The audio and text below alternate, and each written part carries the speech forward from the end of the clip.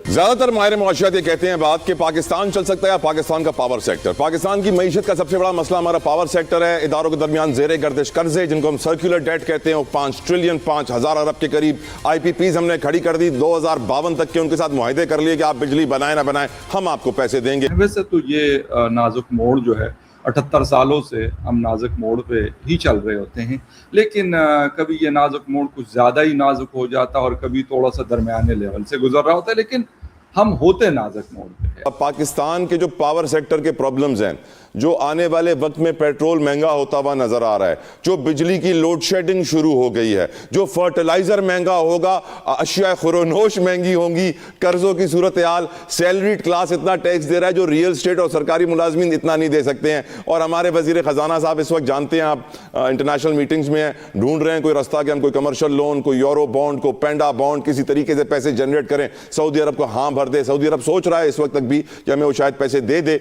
Confirm नहीं है, 50-50 है, अल्लाह करे दे दे ताकि इनकी मुश्किलात और हमारी मुश्किलात कम हो।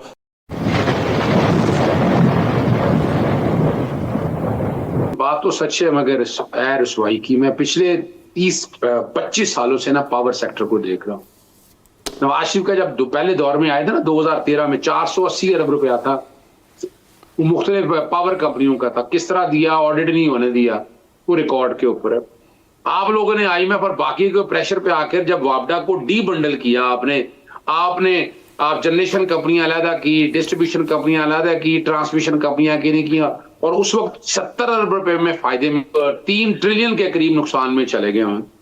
गैस के कभी सर्कुलर डेट नहीं होता था, आज गैस का सर्कुलर डेट देखिए आप कहां पहुंच चुका हुआ है। पेट्रोलियम में बेवकूफ बनाते रहे, फार्मूला पेट्रोलियम की कीमतों का फार्मूला हाईकोर्ट 2022 से मांग रही है, यानी वो अब शायद आपको पता नहीं है 75% डीजल जो है वो पाकिस्तान में पैदा हो।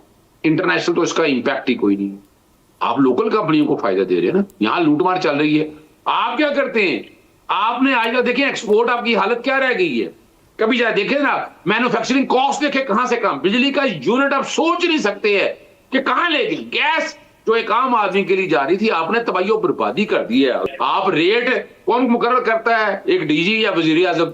रेट तो हमेशा पार्लियामेंट मुकर्रर करती है। टैक्स कितना लेना है कितना नहीं लेना, ये सारा रिकॉर्ड के ऊपर है। जब मैं पूछता हूं ये लेके कहां खर्च की है, मेरे पास है नहीं डाटा। असल में वो NFC अवार्ड को सामने रखते हुए देखा कि वो सेल टैक्स की शक्ल में कलेक्ट करते तो सुबह को देना पड़ना था।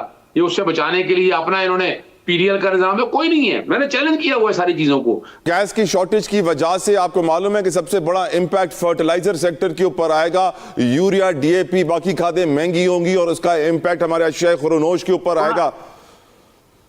बड़ा इंपैक्ट। बड़ी मजेदार बात बताने लगा हूं। आप LNG जो है ना, यहाँ टर्मिनल लगे हुए हैं 2, और वो वहां जो कि वहां तक कैपेसिटी पेमेंट जो कि किराए पे जब लिए होते हैं तो मैं उनमें नहीं जाता।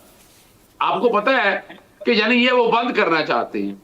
वो बजाय आपके जो पावर प्लांट LNG से बड़ा सस्ता है फ्यूल, यानी आप क्या करते हैं, देखिए वो जो गैस है ना आपकी, वो फर्टिलाइजर को देनी है। अब LNG से आप अपने पावर प्लांट चलाएं, आपकी बिजली, यानी यहां बताया जा रहा है फिर आप शमसी तवानाई को, भाई शमसी तवानाई से बिजली कितनी महंगी बनती है।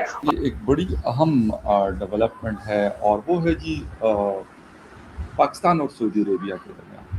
वैसे तो इस वक्त सिचुएशन बड़ी अजीब सी हुई है। मिडिल ईस्ट की एक बहुत अहम कंट्री यानी UAE के साथ हमारे ताल्लुकात कुछ ज़्यादा अच्छे नहीं हैं इस वक्त, लेकिन दूसरी तरफ सऊदी अरेबिया काफ़ी हद तक मैं कहूँगा कि इस वक्त एक मुश्किल सूरत हाल का हमें सामना है। वैसे तो ये नाजुक मोड़ जो है 78 सालों से हम नाजुक मोड़ पे ही चल रहे होते हैं, लेकिन कभी ये नाजुक मोड़ कुछ ज़्यादा ही नाजुक हो जाता है और कभी थोड़ा सा दरमियाने लेवल से गुजर रहा होता है, लेकिन हम होते नाजुक मोड़ पे है। आप कोई भी हालात देख ले, कोई जंगी हालात हो, कोई किसी तीसरे कंट्री में जंग हो रही हो दुनिया के, या पॉलिटिकल कोई सिचुएशन हो, हम पे उसके असरात सबसे ज़्यादा पड़ते हैं, नुमाया होते हैं पूरी दुनिया को। अगर हम बात करें वो कुछ भी हो रहा हो, लेकिन उसका इम्पैक्ट हम पे डायरेक्टली और इनडायरेक्टली दोनों सूरतों में आता है। इस वक्त सऊदी अरेबिया हमें एक क्योंकि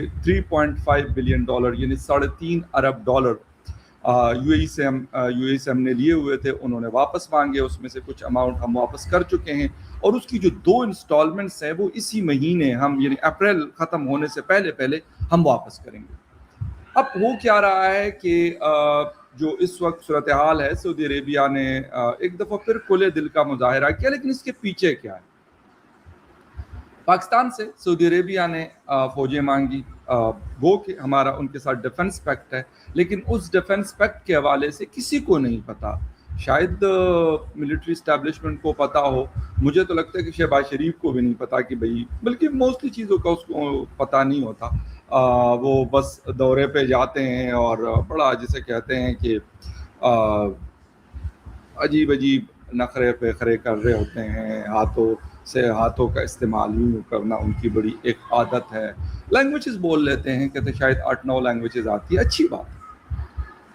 अच्छी बात है कि एक प्राइम मिनिस्टर जर्मन से जर्मन में बात कर सकते हैं, फ्रेंच से फ्रेंच में बात कर सकते हैं, अरबिक और पर्शियन बोल सकते हैं। तो दोस्तों ये थे पाकिस्तानी मीडिया के रिएक्शन। दोस्तों यहाँ पर पाकिस्तान के पास पहले से पैसा नहीं था, एनर्जी नहीं थी और इलेक्ट्रिसिटी भी नहीं थी। ऊपर से यूएई ने पाकिस्तान के ऊपर इतना डंडा चला दिया कि पाकिस्तान के प्राइम मिनिस्टर को एक बार फिर से कटोरा लेना पड़ा है। लेकिन दोस्तों मीडिया रिपोर्ट के मुताबिक पाकिस्तान के प्राइम मिनिस्टर सऊदी अरब के पैर में लेटे हैं और सऊदी अरब ने करीब $3 बिलियन पाकिस्तान को दे दिया है। तो इसमें पाकिस्तान का कोई फायदा नहीं है। ये 3 बिलियन तो पाकिस्तान को यूएई को देना पड़ेगा, क्योंकि यूएई ने पाकिस्तान के ऊपर डंडा चलाया है और अचानक ही पाकिस्तान से लोन वापस मांग ली है। और दोस्तों दूसरी साइड, जैसे मैंने पहले बताया कि पाकिस्तान के अंदर पेट्रोल, डीजल और गैस की भी शदीद कमी है। आज पाकिस्तान के अंदर एनर्जी भी प्रोड्यूस नहीं हो रही है, मतलब इलेक्ट्रिसिटी प्रोड्यूस नहीं हो रही,